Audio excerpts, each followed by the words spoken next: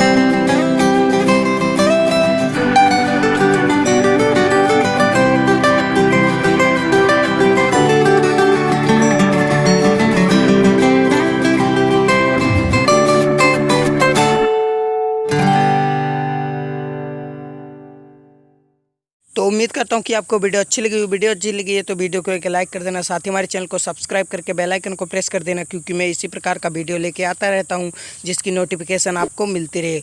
और जो background and PNG का यूज़ किया हूँ वो डिस्क्रिप्शन बॉक्स में आपको मिल जाएगा, एंड जो एप्लीकेशन का यूज़ किया हूँ उसका भी लिंक आपको नीचे मिल जाएगा डिस्क्रिप्शन बॉक्स में।